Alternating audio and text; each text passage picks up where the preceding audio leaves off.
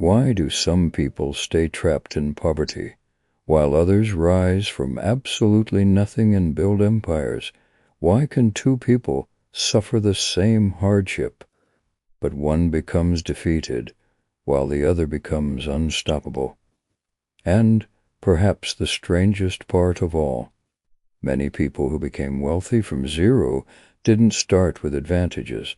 They started with pain. No connections, no safety net, no inheritance, sometimes not even enough food.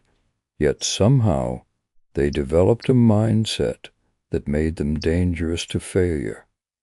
This isn't just about hard work, it's about psychology, because the people who rise from nothing often think differently from almost everyone else. Today, we're going to explore the hidden psychology behind people who get rich from zero.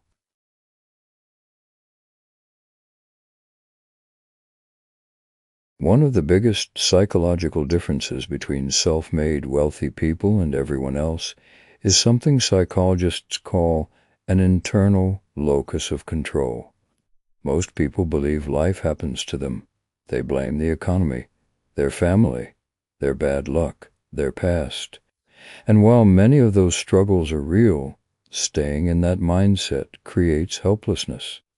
But people who rise from zero often develop the opposite belief. They believe, if my life changes, it's because I changed it. That belief becomes powerful because it forces action. Instead of asking, why is this happening to me, they ask, what can I do next?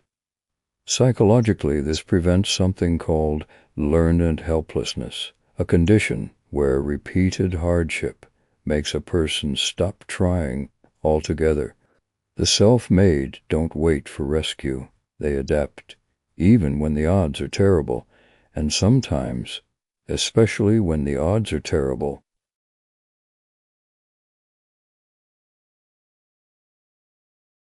ironically, having nothing can become a psychological advantage. Most middle-class people fear risk because they already have comfort to protect: a stable paycheck, a routine, a reputation.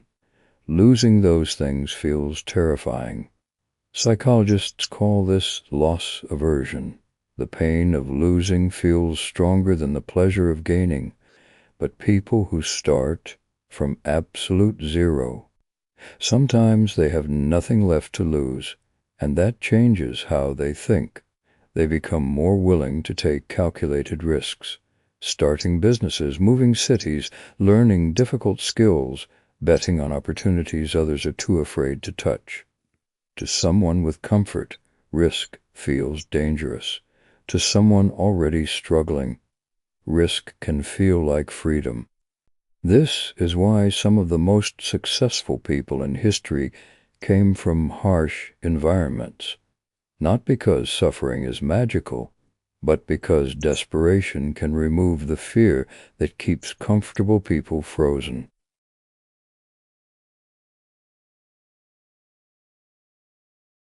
Another trait common among self-made wealthy people is extreme delayed gratification. Most people want rewards immediately, but the people who rise from zero often become obsessed with the future. They endure years of discomfort for a vision nobody else can see yet, working long hours, learning skills in silence, reinvesting money instead of spending it. While others celebrate a small raise by upgrading their lifestyle, the self-made often continue living cheaply for years, not because they enjoy suffering, but because they understand something powerful. Small sacrifices today can create massive freedom tomorrow. And psychologically, that ability to delay pleasure is rare, because the human brain naturally seeks immediate reward. The people who escape poverty often train themselves to resist that impulse again and again, until discipline becomes identity.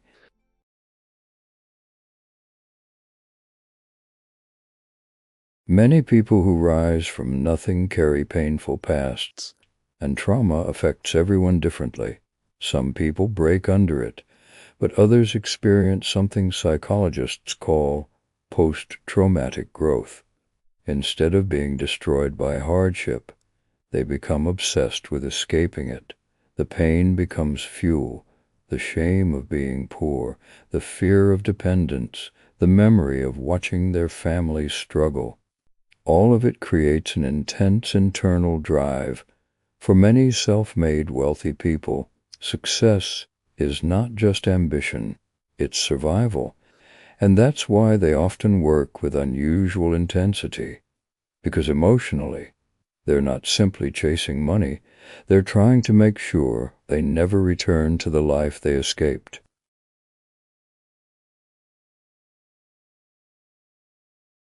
Psychologist Albert Bandura introduced the idea of self-efficacy, the belief that you can solve problems and succeed. And many people who rise from zero develop this belief in a powerful way. Over time, they realize something shocking. The world isn't controlled by superhumans. The businesses, systems, and industries around them were built by ordinary people. This realization changes everything, because once someone stops seeing successful people as different species, they start believing, maybe I can do it too. Every problem they solve increases confidence. Every obstacle survived becomes proof, and eventually they stop asking permission from the world. They begin creating opportunities instead.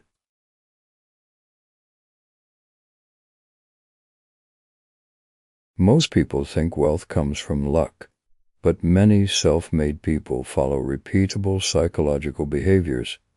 They obsess over niche knowledge others ignore. They build strong relationships and seek mentors relentlessly. And they focus on leverage, not just trading time for money forever. They build systems that continue working even when they sleep. Businesses, software, content, investments, teams, and perhaps most importantly, they stay uncomfortable longer than most people are willing to, because they understand something many never learn.